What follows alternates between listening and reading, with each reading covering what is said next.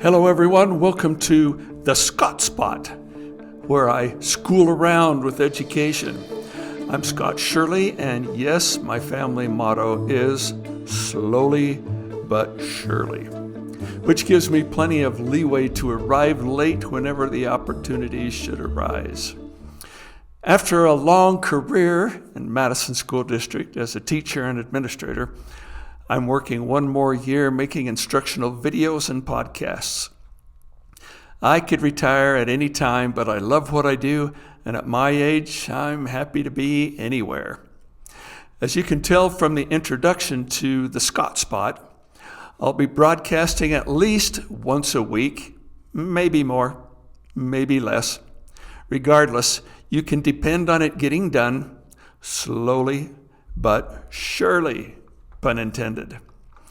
The podcasts will be published on YouTube along with the Madison real-time training videos.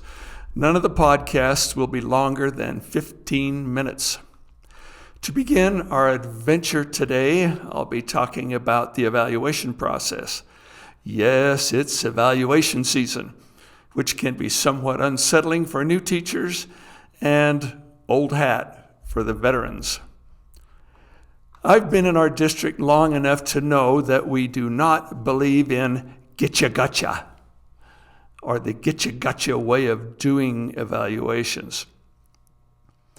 When I was working in a grocery store while going through school 100 years ago, the meat department manager would take great pleasure in supergluing a coin to the floor in front of his counter, and then try to keep a straight face whenever a customer would try in vain to pick it up off the floor. That's a getcha gotcha. We don't do that in our district. Yes, we have fun, but we know how to do it while still being professional and ethical. As administrators, we do not set up teachers for failure.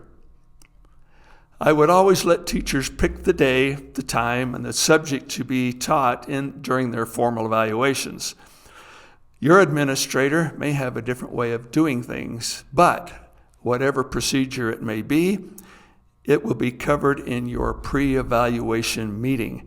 Make sure you clear up any questions you may have at that time. In the same way administrators don't use the getcha gotcha, teachers should never attempt to turn the tables around with a dog and pony show. Ah, yes, you can hear the music now. Don't pay any attention to the man behind the curtain, Dorothy.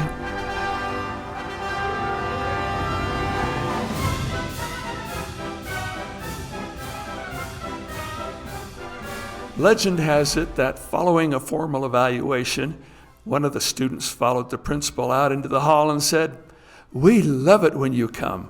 Our class is always so much better." Whoops. Being honest is much less stressful. Again, there is no getcha gotcha in our evaluation process. If you had performance problems in your teaching, chances are very good that you and your administrator would already have talked about those issues long before the formal evaluation. In my opinion, the best way to prepare for a formal evaluation is to do your very best each and every day. Hone your craft, sharpen your tools, visit with your peers who have a toolbox brimming with effective strategies. Above all, you can trust that there will be no coins glued to the floor during your formal evaluation. In my next podcast, I'll be schooling around with the state requirements for the evaluation process, hopefully doing it in a way that will actually keep you awake. If a more pressing issue presents itself between now and then, you can depend on it being covered instead. In a nutshell, you can depend on me getting it done slowly but surely. This has been the Scott Spot, schooling around with education. I'm Scott Shirley. Bye now.